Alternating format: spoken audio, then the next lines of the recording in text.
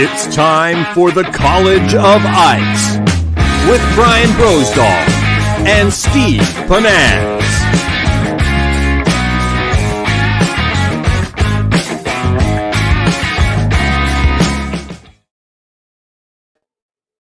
Hey everybody, welcome to College of Ice. I can't believe we're already up to episode 7. We've got another great show coming up for tonight and this Sunday. So I hope you guys can tune in again. And we've also got Mark already coming on board. That's awesome. Hey, I got to say, I really enjoyed working with Bro the last several weeks. I look forward to the ones coming up. But I also want to say thanks to you for tuning in. It's so much fun to see all the comments and the questions and just the basically celebrating ice fishing. It's been just a ton of fun. Hey, I've got some sad news to report. I think many of you have already heard that angling icon and good friend Ron Linder passed away Monday night. I got a little frog in my throat already. I wanted to extend some prayers and some condolences to the entire Linder family, especially Al and Dolores and Billy and James and Don and everybody. What an amazing man. What an amazing family. And I'll tell you what, when my son Pierce was born, as many of you know, he has Down syndrome, Ron actually called to offer some advice. And I really appreciate it. He's been a big part of my life, going a long way. And I know he's been a huge, huge impact on many, many lives, especially in the fishing business. Hey, I want to bring Bro in. Hi, Scott. How are you? Thanks for coming on board, guys. Hey, how you doing? How is everybody? I like seeing you. Good to see you, man. You have a Linder story from today. Yeah, actually, I was out filming with Nick Linder, who is the grandson to Ron. And, the thing about these times, you got to stay busy. And tomorrow I'm filming with Bill Linder. And it's never ending. When you get ice, you're busy around here. But I have a Ron and Al story. When I was getting my rough start over 20 years ago, I was fishing with Al and Ron Linder, and we're bass fishing. I was pickle in the middle, and I was trying to be polite and let Ron get in there. And halfway through the thing, I was fighting for my life. Those guys are awesome anglers, and they never stopped. They were really, really after it. And I remember seeing a wall cloud coming in, and I'm like, "What do you think, Al?" And I said, "I think we got time." And Al's like, "Yeah." And Ron's like, "You don't. You got to go on right now." And then Al's like, "I think we got time. What do you think, bro?" "I think we got time." And he said, "No." Ron said, "We're going in now." So we go in. We get to the boat lift and landed the boat. And they ran up to the lodge, and I had to crank up the boat, and I got soaked. Ron was right. He's always been great. He's offered sage advice, and I do believe that we're just better to have met him. And for all of you out there, just know that he was hip. I know, don't look at his age. He was a hip man, and he was a genius and a businessman. And it's fun working with his family and they're experts at what they do. And it was a great time today. And Nick caught fish with me today. So they launched in Fisherman Magazine, I think it was 1974. And I had a chance to actually reread the first ever edition of the magazine. Kai, I know we have a photo of a magazine. So why don't you call that up there? But, this is segment 1, episode 1, or study report number 1. And this actual particular one was owned by a guy who's associated with Frayville. But, here he's got it signed by both Al and Ron. That's cool. Bro, what blew me away is I'm reading this magazine. This thing is 50 years old or so, almost 50 years old. And a lot of what they were talking about apply still today. They're not out of date. It's amazing that something like that could be still as deadly as and important as it was back in the day. And it was revolutionary at the time. And it was really all of Ron bringing that stuff on board. Yeah. And it wasn't a Me Too. It was an original. And that's the cool thing. And we just got to give thanks to where all this came from, Yeah. I don't know if you know this, but my wife Karen worked for Ron for a number of years, and she always told the stories about how they would always play practical jokes on each other. And one day she took it a little too far. She put a leech in his coffee, and he never found out about it. So, and I had one other story. I was actually fishing. I was doing a Lake Commandos episode with Ron up by Lake Winnebagosh, and we're staying at the Big Fish restaurant. And one night I had somebody messing with my boat. I got a frog in my throat here. And so I grab a flashlight and I go running out of the cabin to, confront whoever's messing with my boat. It wasn't a person. It was a bear in the garbage can, and I almost ran into it outside of it. So it's pretty amazing. So just for everybody to know, there is going to be a funeral service for Ron. It's going to be Monday at 11 a.m. up in Brainerd. So check out his obit in the paper, and there's going to be a visitation at 10 o'clock. So if you get a chance, please support and say, give your condolences to the Linder family. Hey, we had a really cool show last week. I thought it was a ball. I really enjoyed touching base with Gussie and talking about Lake of the Woods. And then we headed out west and talked to Shane and learned about some tremendous Western fisheries. It was pretty cool. It's a really cool area. I mean, when you think about some of the less populated areas of the U.S. have some phenomenal fisheries, and they're not even getting scratched. And now we know why Terry Wickstrom's over that way. He's no dummy. He knows it's really good. But there's a lot of places to go there, and he kind of was great having them because we kind of get in that cow path, and perch, walleyes, crappies. They got big, toothy, mean fish, and it's going to be a kind of a cool thing. Well, tonight we've got a good thing. We're going to meet Naomi Seavey. She's with Cabela's, actually out of near Portland, Maine. And Maine has some tremendous ice fishing and some tremendous lakes and some great different species that we haven't targeted. So I look forward to catching up with her. Absolutely. We also have a special guest, Cuz Strickland, Ronnie Strickland. He's been with Mossy Oak since 1988. He's been head of their television department. And I want to get a Southerner's perspective on ice fishing, but I also want to talk to him a little bit about the camo patterns that Mossy is developing and how the outdoor television business has really changed. Hey, we need to congratulate Kendra Michelle, the big winner for the Frabill ice fishing package last week. Way to go. All right, Kendra. Yep. And she actually gets the College of Ice mug, which is worth at least $300 nowadays. Everybody wants one, but it's kind of cool. So, but the cool news, everybody watching tonight can win as well. Bro, how do they win, man? Hey, like and share the show. Ask a question, and you're in to win. That's awesome. And if you could still start sharing the things, the ice conditions around home. I know, bro, you're getting out in the ice. I just checked. There isn't fishable ice within 150, maybe 200 miles of Minneapolis yet that I'm aware of. And I need to find ice because we've got to get to work. But so you've got fishable ice. Well, and I was checking for you earlier and calling through the vine, and there wasn't much ice until you get way past like Brainerd area, 210 and north, and it's not really safe there. But when you get past 200, there's it's just a little bit colder at night. And like today, I had pictures, of the lakes that have 6 inches of ice and still have openings in the middle. You can't just go across the ice up here. It's a weird year. There's a lot of small lakes and big lakes that have openings in the middle. So just remember, check the whole way. And I got a report from Timberline Sports. Carl owns it up there. He had someone out on 4-wheelers on parts of Black Duck, and they got off in there chiseling ahead. One punch went through in one spot. So they're glad they're checking, but they're smart. They checked the whole way, and they said, we're not going any farther. But they had, there's a lot of 4, 6, even I found 8 inches of ice today. And so it's a lot of work. I walked maybe 4 or 5 miles today back and forth in checking, and it's a lot of work, but man, I tell you, the fish bite this time of year. It's fun. I'm jealous. I want to get out there. Hey, I want to talk to you about a unique topic, one that's not covered often, at least, and it's not a question you've answered, but I want to know, how do you handle rejection? Oh, dude, I've never been rejected before. No. Well, when it comes to walleyes, I take it serious. It really offends me, and I don't take no for an answer. I keep changing and trying different things, you know.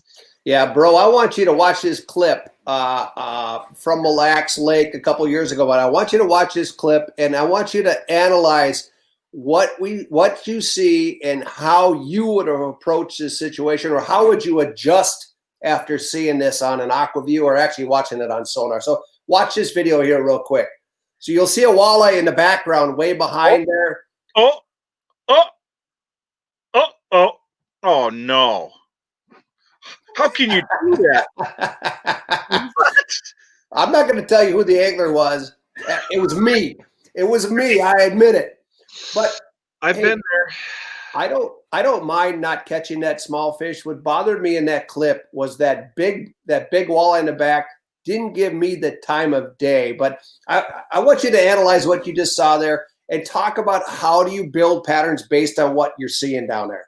Well, it wasn't that fish came in interested, and sometimes they shop before they come back, because I've had walleyes, the same walleyes that I see on the AquaView, come back later, and that big one back there, that's that walleye's cruising lane. It's coming through, and that's probably where that's the deer trail. That's where they're going to go every day, and that little one kind of strayed off. But I think in that situation, I would have lifted it up about 3 feet and held it, not just go nuts. Just lift it up and hold it. And I think that might have changed it. But changing colors, tweaking the bait. But I do like how you had it live hooked so that it could shake at the fish. And then depending on the pressure, I always look at the pressure. If I know it's down a little bit and they're kind of hanging, they're not really going to bite. Then I get less aggressive. And you could almost dead stick it, just pull it away when they get close to it. And I think that makes a big difference. But that big one, that one's coming back. It might take a while, just like deer hunting.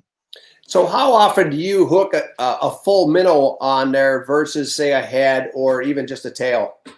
Well, most of the time, I've been starting out with a whole minnow every day, using the spoon, just like a jig, a whole minnow.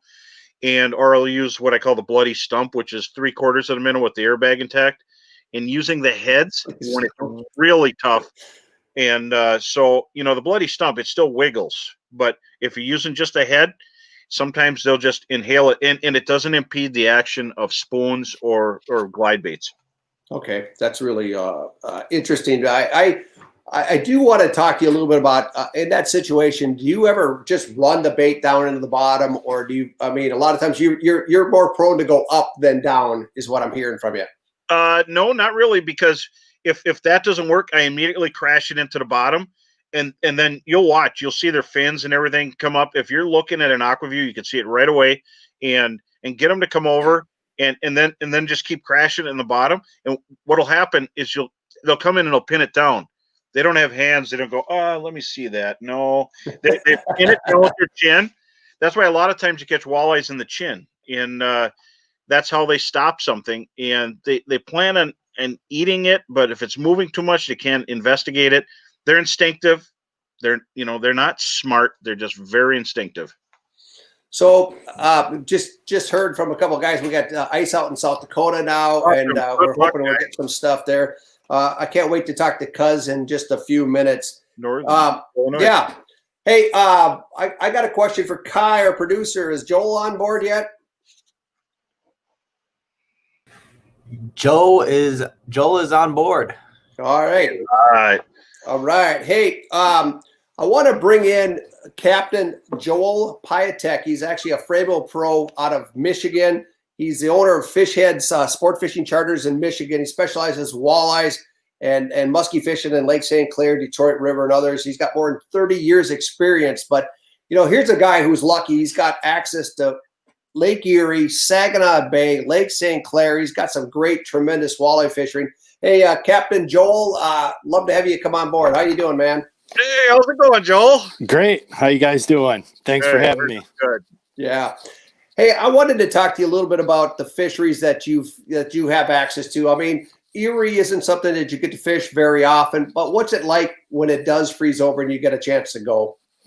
It's an anomaly when that does happen. We have to have some really cold temperatures, but I can tell you what, Lake Erie, bar none, is some of the best ice fishing that actually, it's the best ice fishing for walleyes that I've ever experienced.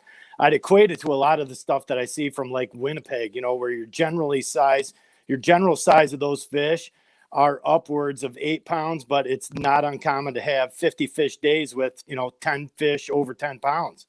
Jeez. That's incredible. Amazing. Bro, you ever In had fact, that? Right over my shoulder here is an 11.5 pound male that I caught out through the ice out there on one of those days. Oh, That's- wonderful.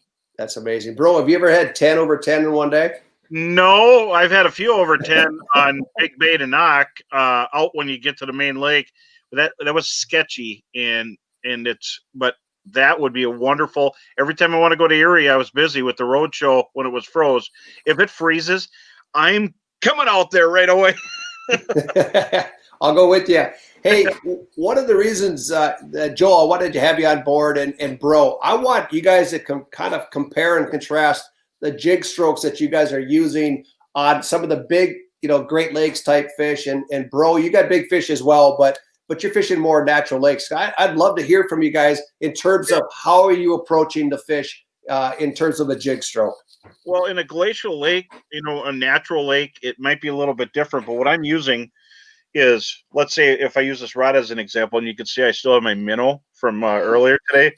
Geez, I should get that off there. But so I'm sweeping it up, and you want that spoon to come up, and then I follow it down in case I get something that hits it on the way down, and then I'll pause for a second, and then sometimes I'll just do a couple moves. I just want to shimmy it, and sometimes you just want to get their attention to stop them from cruising by, and then do this. But a lot of times I'll just bring it up a couple feet. And that toad I got 3 days ago, I actually brought it up like 3 feet.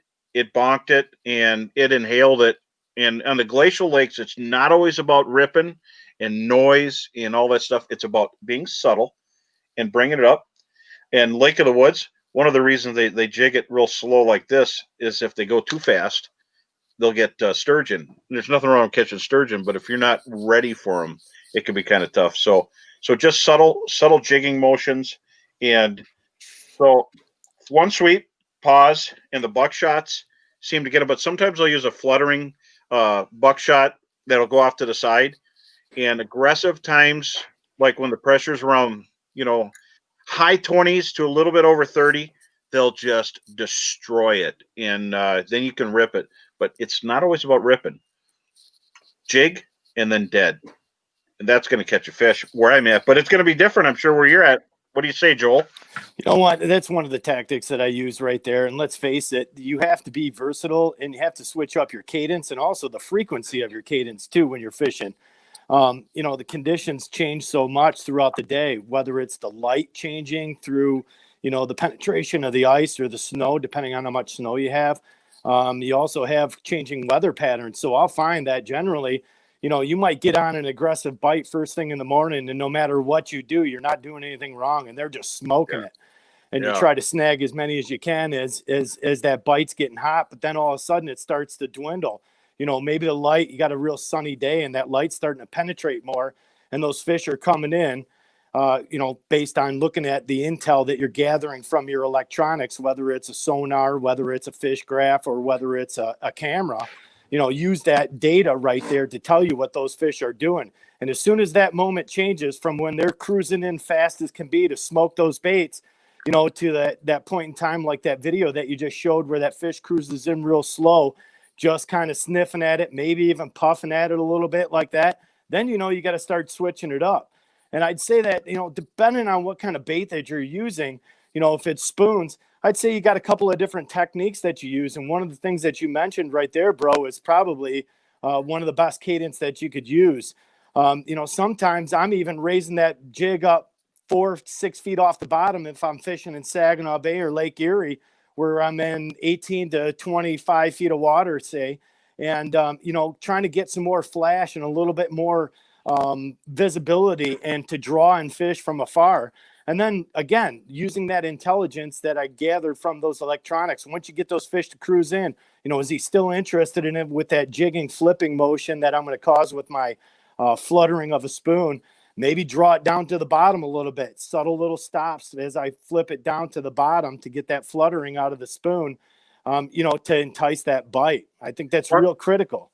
Yeah, one You know- thing I wanted to ask you, first of all, does the Great Lake current affect anything? Do you get a hotter bite if there's a little bit of current turning on, or a seiche? You know how the current's coming through, even if it's not a real strong one. And then what about rattle baits? Good points, both of them.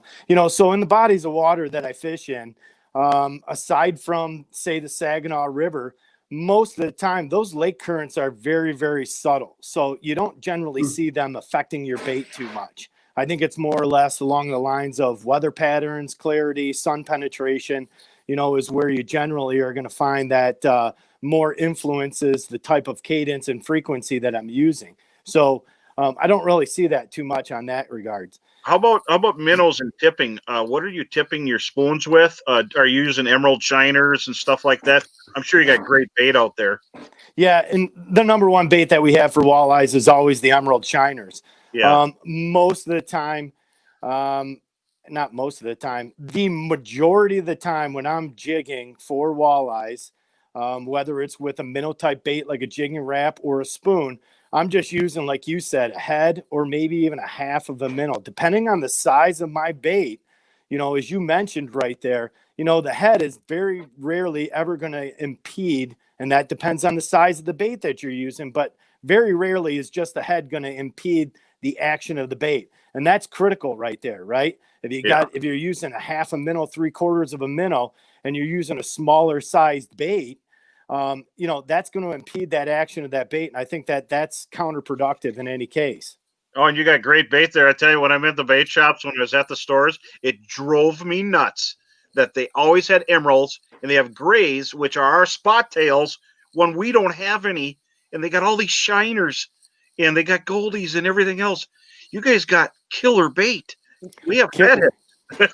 Yeah, we are very fortunate of that. And, that's part of the whole reason with the connecting bodies of water of Lake St. Clair and the rivers and Saginaw as well, that the bait trappers, fortunately for me, I know the two prominent bait catchers in the area, and they always have the best bait. And sometimes you got your magnet bait station with you at all times in case you bump into them. No doubt. I'll go right to the source and get my bait if I'm not working for them on those particular bait days to haul, 400 gallons of emeralds or spot tails on any given morning. Do you dead stick at all with live minnows? We do at times. And when we're talking about walleyes, right, fortunately for us, and this may change in different bodies of water based upon regulations, but we're allowed to use 2 lines. So it's always the case that I'm running 2 rods when I'm walleye fishing so that I can offer 2 different types of baits. Most of the time it's a minnow bait and then it's a spoon, whether it's a spoon with a rattle or a flutter spoon, but they're always tipped with a minnow head or a half a minnow. Yeah, that's cool. How far out on Erie do you typically have to go as far as it's miles, isn't it? Sometimes when that ice is real solid, I've been 8 miles out, but then there's also been cases where you only need to fish a couple of miles off from shore and you're stroking them. Anywhere from Ohio waters and Huron all the way up into Monroe and Brest Bay in the Michigan side of the water. Do they ever make it out to the Bass Islands or any of those big islands? Yeah, in fact, the last time that we were out on the Big Freeze, we were actually past the Bass Islands, which I said to my buddy, we were a little nuts being out that far, but we couldn't find a bite in close. And, sometimes we don't have our heads screwed on straight when we're out there trying to get on to fish. So if everybody watching, if you go to Google Earth, you'll see the islands on Erie and then see where Detroit area is. And you get a good idea how giant that is. So it takes a lot of cold to make a lot of ice out there. Really cool. Hey, bro, Joel, we're getting a ton of questions coming in, and I'd like to run a couple of them by you guys. If you got one and you want to grab it, or bro want to grab it, go ahead. But one is from Marty here. Do you go with darker baits the brighter the day, or what do you guys do? I'm using bright baits on a bright day, and dark baits I really love on stained water. I don't think people use them enough. And bright day, bright bait, and dark baits. If there's any kind of stain, I do really well, but it doesn't hurt to try everything. What do you think, Joel? Yeah, I'm on board with that too. I'd have to say that the darkest baits that I'm ever using are like a purple. or even like a gold and red. Buckshot makes a couple of darker colors, that darker perch and so forth. And generally, I'll get that when that sun's up higher, and light's penetrating more. But really, just like you said, and something that I alluded to before, if it's not working, you got to switch it up, and you have to have a lot of variety in your box. Absolutely. I mean, the fish are really going to tell you what they want on any given day. Great I don't know that there's any principle that you can follow day to day that's going to get you into a productive bite every time. I think one of the great things that I've learned on Lake Commandos is that if you're going to fish different people in the boat, or in this case ice, have everybody use a different color until you start seeing a pattern come up. So, hey, we had one question about tipping horizontal jigs. Typically, we're going to hook those on the treble. I don't know if that's for me, but what about you guys? On the belly treble with the head. Yeah. But I like to use the rest of the body too. I might leave the middle torso out and put the tail on the back, because nothing says you can't have both hooks tipped.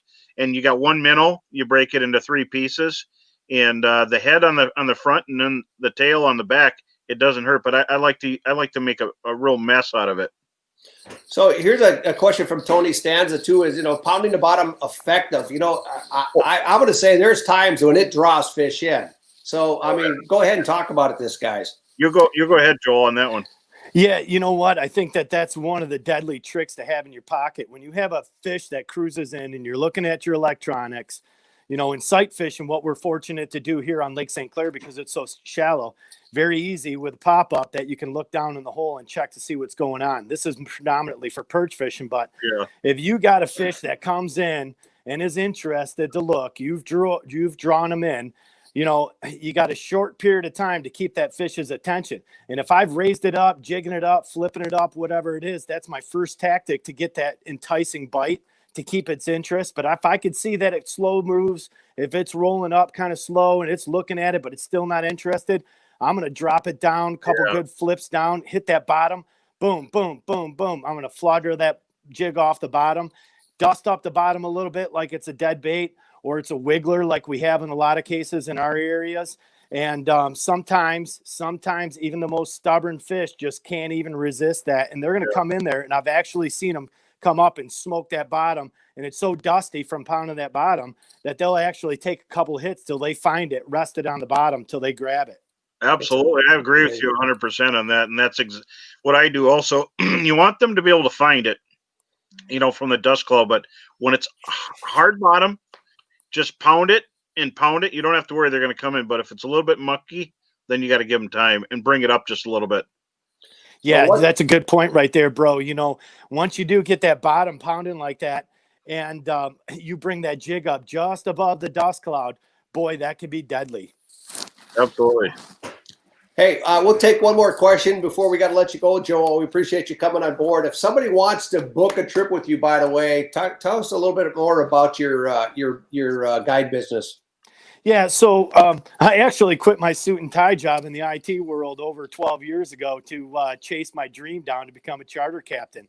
I grew up on Lake St. Clair fishing since the age of 3, so I know it very, very well in its connecting waters. But so anyway, what I did was I started my charter fishing business, fishheads.com, FISHHEADZ.com. And we are pursuing all the sought-after game fish on our world-class fishery here in Lake St. Clair in the connecting waterways.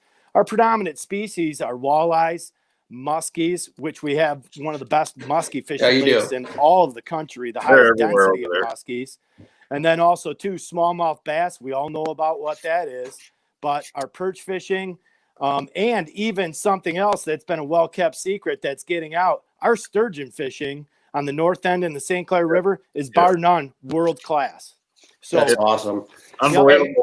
Hey, thank you so much for coming on board, Joel. We appreciate it. Good luck the rest of this winter. Hopefully you guys will get ice before the end of January, man. Thanks, guys. I appreciate it. Always great to be a part of it. Thank you so much. We'll talk later. So, bro, we've got a very special guest coming up. It sounds like he may be having some technical difficulties. I just got an email from him, but Before we go to Cuz Strickland, I do want to remind people that the more that you comment tonight and share tips or ice conditions, the better you can win the Frabill prize pack. And so just like or share the episode and drop us your questions and comments during the show, and that would be awesome. You're in the win. Hey, our next guest tonight, and hopefully this is going to work if he's having some issues on here, but Cuz Strickland's a legend in the outdoor field. He's been running Mossy Oaks television efforts since 1988.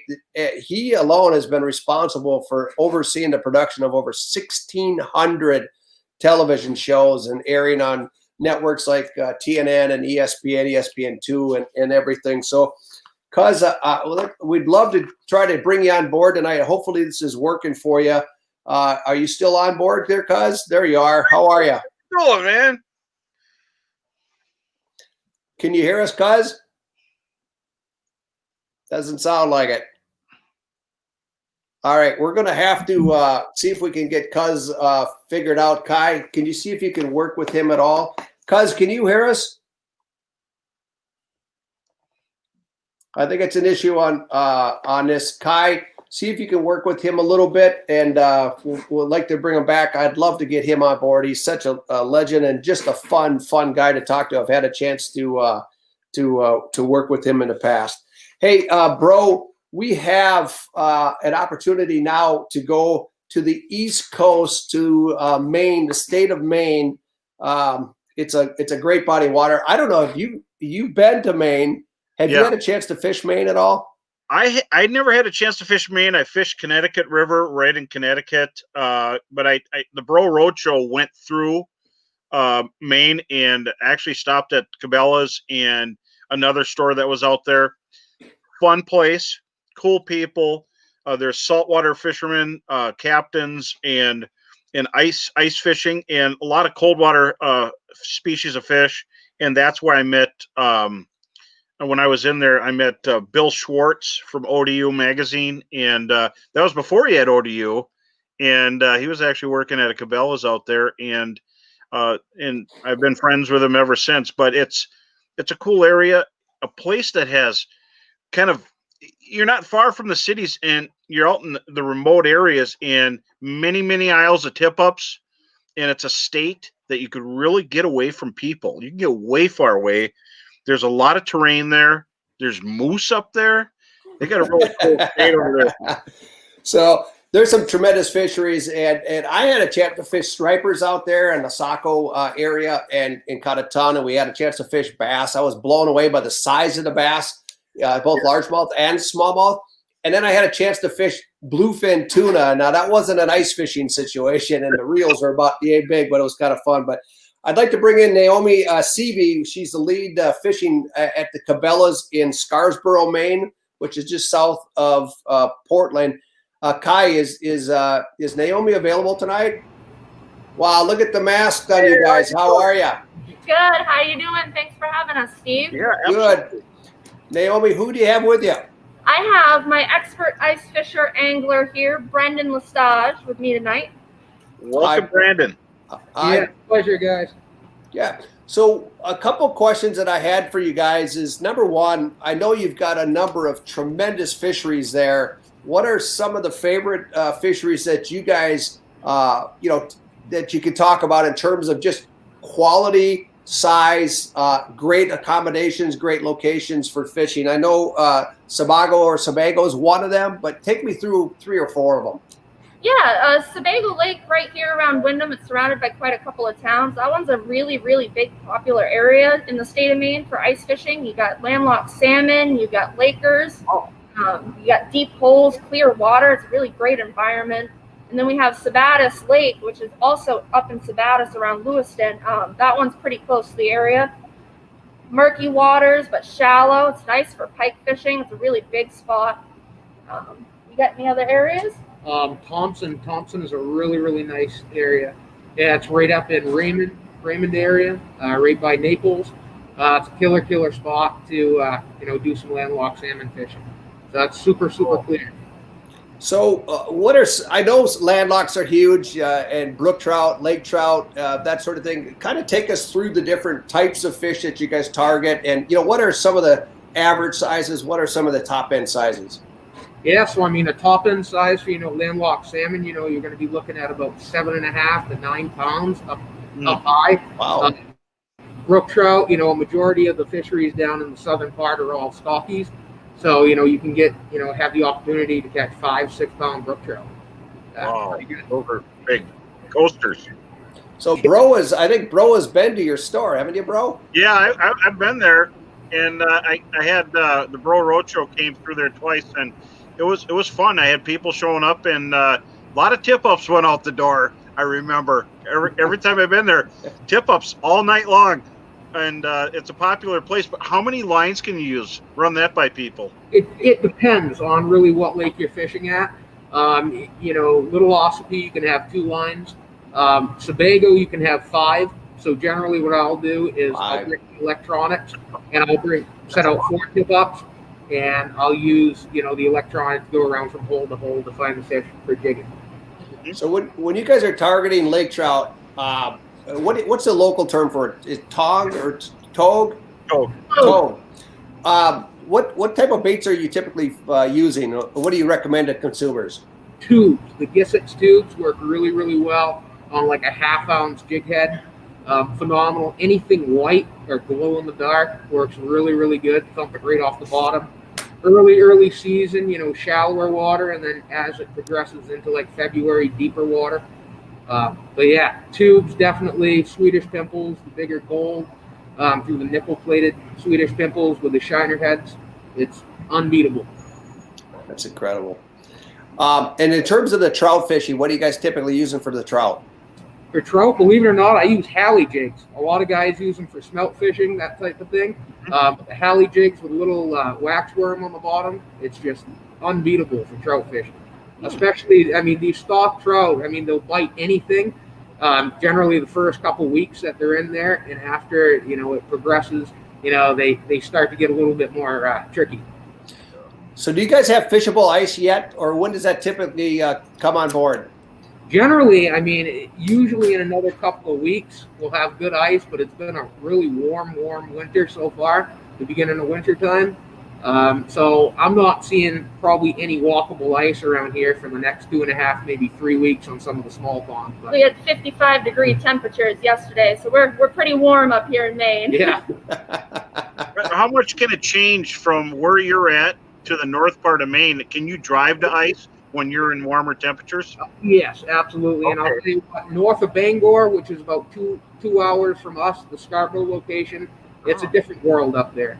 And about a week ago, they had some walkable ice on there. It was about 2.5 inches, but not really fishable quite yet up there, because the ponds and lakes up there are kind of restricted.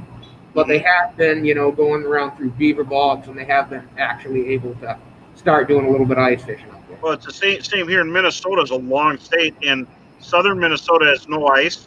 Middle of Minnesota has no ice. We got lots of ice up here in northern part of Minnesota. So that's very, very interesting that one part is warm, the next part could be freezing over at night.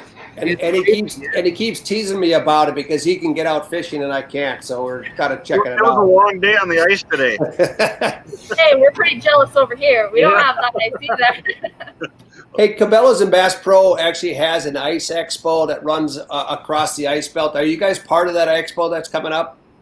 I don't believe we're doing the expo, but I do know we have that same sale going December 10th all the way through the 24th, where we got a lot of those shelters on sale. I do know that the Hub Ice Shelter is on sale that we're going to be selling, the Frabill Bro Hub Ice Shelter. That one's going to be $100 off. $100 off. Yeah, it's a pretty nice shelter. It's nice and insulated, nice and warm. And then we have the Ice Hunter shelter that's up there, the Frabill Ice 200. That one's going to be $50 off, and that one's really, really nice. 2-person shelter, easy to step in and step out. You got plenty of space to fish in there. So are shelters real popular with the Maine anglers? Oh, yes. Our anglers up here, we love our shelters. We love our buddy heaters. We want to stay warm. We don't like being cold. What's more popular, flip style houses or pop up style? flip style houses. I would definitely say flip style houses are more popular. Okay. If you're like me though, I'll have a hard side shack out there, and then I'll bring my clam all around. I'm mostly going out there, and I have my hard side, so I can go and do my cooking and everything, and then I'll be with my ATV going around from hole to hole. I usually brave it. All the other guys usually stick in their shacks, but I brave it. Oh, So okay. are the lakes typically? I mean, in terms of transportation, you're using quads, you're using snowmobiles. Are there many roads plowed? I know in Minnesota there's a lot of roads that may go out 10, 15, 20 miles. Do you have that same situation there? Down south, we do. We're pretty fortunate down here, but again, when north of Bangor up there, a lot of those lakes and ponds are all snowmobile. You have to take trails to get to the lakes and ponds up there. And limited access and limited times you can fish them, right? Is that what it is? Correct. Now, Sebago, do they have roads on Sebago? They do. Okay. Yeah. So generally, all the main launches, those are all plowed out. Lower Bay is plowed out. Raymond Beach, all that's all plowed out. So it's pretty easy access out there. Either with a big heat or a snow machine. When does that get ice? Is that a January thing or? It's generally the end of January is good, drivable ice. But early January on a good year, you can start, have some foot traffic out there. Oh, okay. Out on there. That's cool. That's awesome. Well, guys, if somebody wants to try ice fishing and have never done it, should they just stop in the store and say hi? Oh yeah, most certainly. Yeah. That's awesome. They'll load you up there. Awesome. Well, thanks for joining us tonight, and we appreciate the time. And again, if you guys are looking for a great deal on a fish house, either the Bro model or the flip over, the 200 Ice Hunter, stop by and see Brendan and Naomi at Cabela. So thank you so much for coming by. Thanks, Thanks Naomi. for having us. Thank you. Bye, guys. So, Bro, I'm really bummed out we can't get Cuz back. Oh, he is coming back in. Let's try and All get right. Cuz on board. Let's do it inside. Cuz, is this working for you? It looks Can like you hear maybe an internet connection. Can you hear us, Cuz? I don't know if it's going to work. Bro, I am bummed. I've been looking forward to talking to him for 3 weeks. He's such an awesome guy. Yeah, he is a legend, and we need to get him on here. I want to hear what he thinks about ice fishing because he's in Mississippi, and he would have loved what Nick caught today while we were out filming. He was fishing also off to the side, and he got a giant bass. And but it's something I really was hoping to show him. That's awesome. Hey, bro, I wanted to talk into a new topic here tonight. We've covered lines for ice fishing, and it still seems to be one of those topics that if you can make the right decision, you can make the wrong decision. But if you had to pick one fishing line day to day for ice fishing, what would it be? It would just have to be. It would have to be a fluorocarbon, and I typically can get by if I had to pick one diameter for perch, panfish, walleyes, a little bit of everything. I guess I'd have to go with 4-pound test. And I know that sounds light. We don't have brush here to get tangled in. We have vegetation you can get tangled in, but for the most part, you just take your time, set your drag. That's what your drag's for. A lot of the rods I have a lighter line. This one is a heavier rod. That's got 4-pound test, but some of my lighter lines, this has a 2-pound test, and the fish have nowhere to go. Don't horse them up. When I have clients out, sometimes they'll see a fish under the ice and they freak out and they want to pull them up the hole and they just rip it out of the mouth. They don't break the line. They rip the fish's mouth. And one guy lose 8 fish, 8 walleyes at the bottom of the hole, and he had the most bites. And then everybody else in his group got every one of them because they just took their time bringing it up. But some people panic. But and then I even have 1-pound test on this quick tip. 1-pound test is really nice for dropping small baits into deep water, but fluorocarbon has a better sink rate. It sinks so much more than monofilament. Monofilament has its times, but I don't really find it I don't find much use for it right now in ice fishing. In open water for rigs, maybe, but fluorocarbon, clean, clear, something you can't see. Stretch all lines. I don't care what brand. I always check my drag off the front of the rod. And the reason I do that, you don't want to check it at the reel because there's friction in the eyelets. Now this has been set kind of heavy, but so you're pulling it off the rod tip, and to make sure that if a fish runs, that it's not going to break your line. But go a little bit looser because you only got, if you hook a crappie, you've only got so much flesh you're hooked into. And walleyes, when you're using treble hooks, you just got to make sure that like this little forage fry. Let me hold it still so you don't get dizzy over there. Too late. Walleyes have a bony mouth, and sometimes you just get a little membrane in between the teeth. And we've landed miracles where the fish is barely hooked, but you got them, you tricked them, and you took your time. So a lot of times bigger walleyes like that giant I got the other day made 4 or 5 runs at the bottom of the hole. And if you ever get to watch this video, he says I was panicking. I wouldn't say I was exactly panicking, but I didn't expect to land it because it was just a powerhouse and I had light line, but not for it to break. But you don't always hook them the way you want to. If they hammer it and it gets in the back of their mouth, you can hook that soft part. But remember, walleyes don't have crushers in their throat like bass and bluegills and catfish. They crush stuff up, so they just swallow stuff and they crush it up. Walleyes have to pinch the bait, squeeze it, kill it, then they swallow it.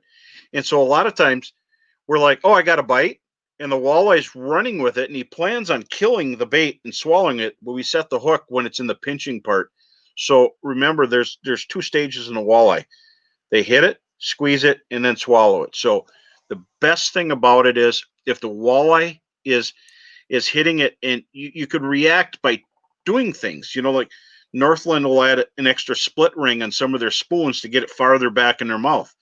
If you add a couple more split rings, you can get away in there. But sometimes if they're hitting good, you're just going to gut hook every fish. And what if it's a fish you don't want? So on slot lakes, I'm really cautious and I want to hook them up in the front. But if you have a walleye on and you get a chance, look at their mouth. There's like nowhere that you can hook them. Really, if you had to hook one on, put it down, it's hard to do. So yeah, it typically requires pliers. Hey, one of the things, we'll go back a little bit to line again, and I know we got a bunch of questions coming on board, but absolutely, a couple of things. In the winter, the lakes are typically more stable and the water clears up. And I always thought when fluorocarbon first came out that I thought, with the invisibility factor, the light, fluorocarbon bends light the same, approximately the same as water, which helps it disappear in water. That's why the refractive index is nearly the same for water and fluorocarbon. Thanks, Josh. But the problem with fluorocarbon in the early stages was it was very stiff. So if you used a heavier line, it wasn't that the fish could see the line, it was the impact it was having on the bait in your presentation. So that's where some of the things where you go to the lighter lines help give you more bait action. The other thing about fluorocarbon is it does stretch. It stretches about as much as mono, but it stretches slower, so you get better sensitivity and better hook sets. And then once the fish is hooked, you get that stretch like you do with mono. Yeah, I could take this thing and I mean, literally, I'm pulling it that far before I can click the drag. But I've got Northland has some really sharp hooks, and I'm also sponsored by Gamakatsu, so there might be a few of those on these things. And if you have to rip it super hard, then it's time to tweak and try different hooks. But I'm using braid once in a while, and when I'm using braid is when it comes to rattling up fish. I think braid is the way to go because it's real time. You get the most out of your rattles. And there's times you want to draw fish in from a distance. If I'm on Lake of the Woods, or let's say when I was on Bay to Knock, I'm ripping it when they come in. Then you're just letting it slowly fall, and then it's not about the rattles. Then it's a light rattle. You want to rattle it light. If you're ripping it in their face like that, sometimes you'll scare them away. It's like it's that old do you blow on the deer call right when they're there. I ain't blowing on no deer call if I got a big buck sitting there. You know, I've said, hey, to get them to stop for a second. But when you're rattling a bait in, and I find it all the time, braid makes a big difference, but it's not easy to use when you're in below zero temperatures. And some people are in fringe areas where they don't get this super cold stuff. Where I'm at, it's going to wick water through your rod. Freeze up in the guides and freeze up on a thing. Yeah. And you see it on your depth finder because the air bubbles that are trapped in your line give you line fatigue on your depth finder. So I don't want line fatigue by the end of the day. So are you still using mono at all? No, not for ice fishing. I'm using it in open water for rigs.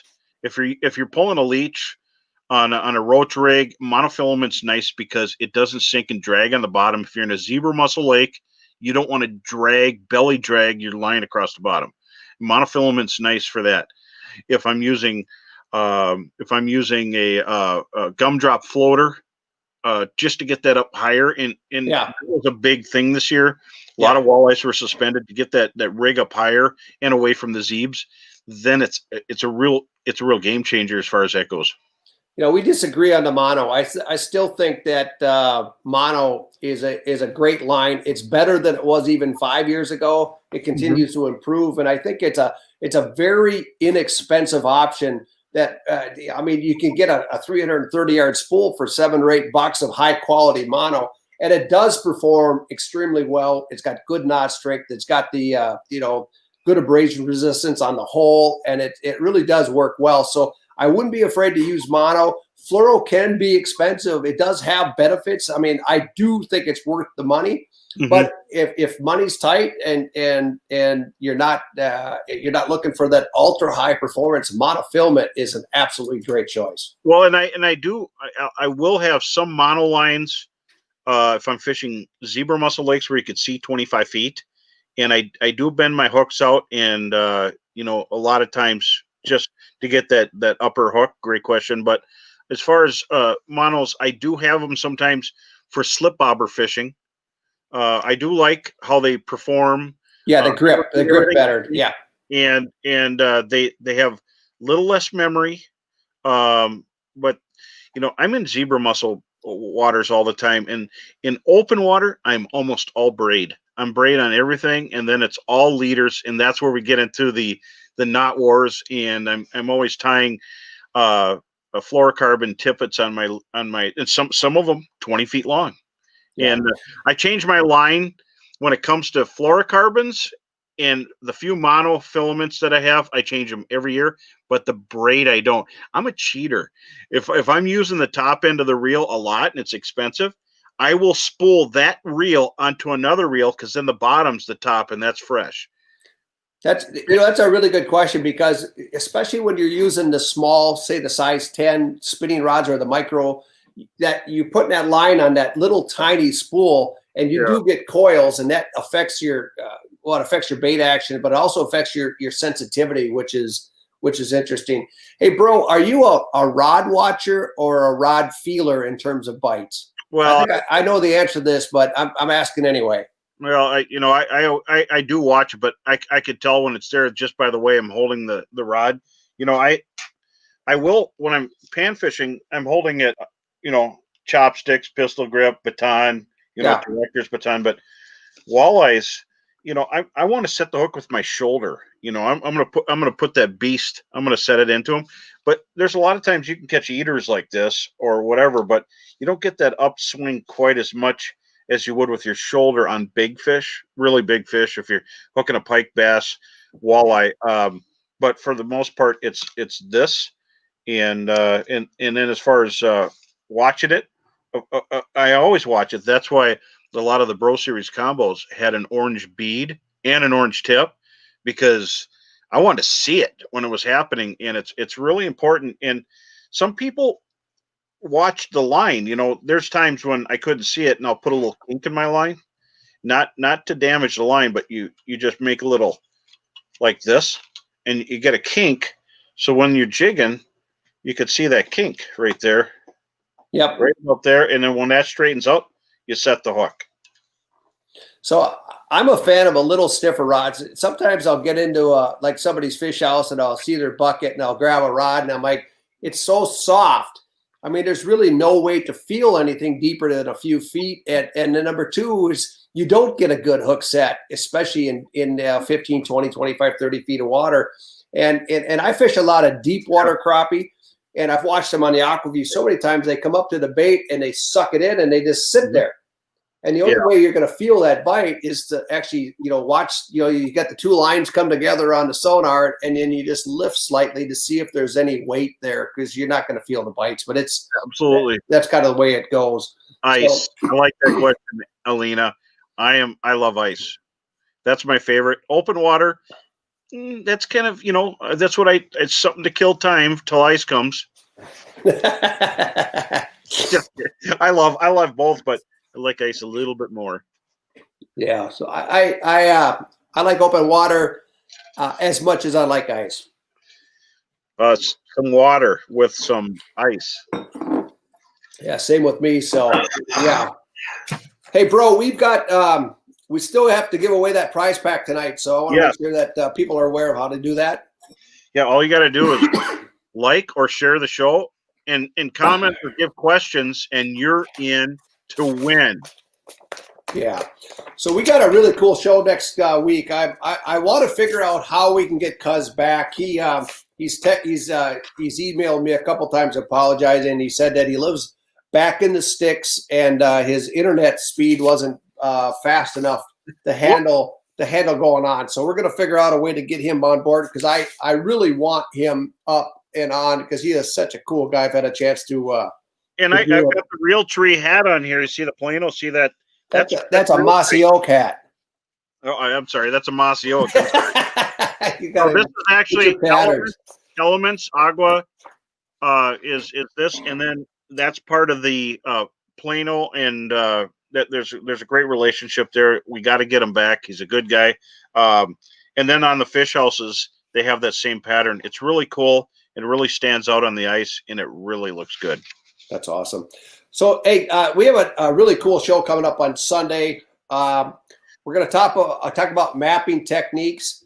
We're going to talk about some ice fishing in the East Coast, like New York and that sort of thing. And we're going to talk early ice walleyes. But, hey, before we get into next week, I do want to mention that, I still think mapping is one of the biggest changes, one of the biggest improvements in the sport in our generation. I mean, obviously sonar has been huge and other things, but mapping has really been one of the things that's changed fundamentally our entire sport. And I think the cool thing about mapping is not only does it help you get to your spot, it's actually a great way to find the next spot and the next spot and the next spot and really understand and study where you're catching fish and why you're catching them tonight or catching them. And even before all this technology, remember visiting with Grizz, and he had maps of all the mud flats on Mille Lacs. He had them sketched out in this holy grail book, and it was really thick. And so he even had in his maps, he had where big launch anchors drug through and just actually hurt the mud flat. And this is a floating mud. They still can't quite explain why it's there and how it's there. It's unique. And there's so many different insects, but the Grizz had that map book and he sketched it out and he had it with him, and it'd be cool just to see it. But it's going to be really nice to see how we make maps now and through the ice. I'll never forget years ago, I was fishing with Parsons and Cafias on one of the things, and he had thrown out a marker buoy and the line was about 18 inches too short. So his marker buoy sank, and we're out there the next day. Here we're 7-8 miles out, and this is back when GPS was still new, and they found the exact spot. And Elson Cavallas goes, "Hey, there's my marker," and dug the marker on it. That was the first time I saw really how powerful GPS was going to be. So it's pretty cool. Hey, everybody, I'd like to thank you for joining us tonight. I'm really sorry that we couldn't get Cuz on board. He's just a super cool guy, and I want to have him on board. And bro, I'd like to thank you for being part of it tonight and sharing your vast knowledge base. And again, our hearts and our prayers go out to the Linder family with the passing of Ron. We'll talk about it a little bit more on Sunday. And his funeral is Monday morning at 11 in Brainerd. If you're so apt to want to attend, you can check it out in his own bit. Let's try to bring Cuz back. And definitely, I want to hear more about the different designs that Mossy Oak has. And he's got so much experience with it. And it'd be really cool to get his perspective. I agree. Hey, bro, why don't we just shut down for a second? Let's pick a winner for that Frabill prize pack. Everybody will be back in just a few minutes. We'll be right back.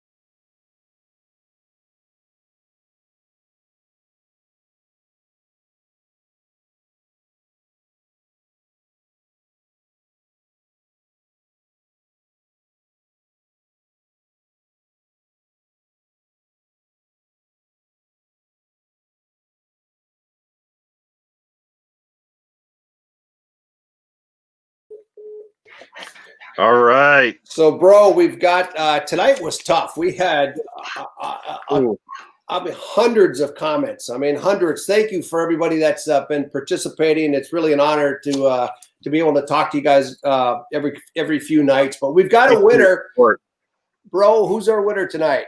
It is Lynette Warren from Alaska. Whoa. From Alaska. Wow, we've gone from Maine to Alaska tonight. That's pretty awesome. Wow, that's awesome, and congratulations, Lynette.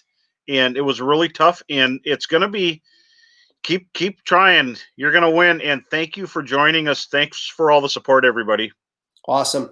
You guys have a great Wednesday night. We'll see you Sunday night, this coming Sunday at 7 p.m. Central Standard Time. Bye, everybody.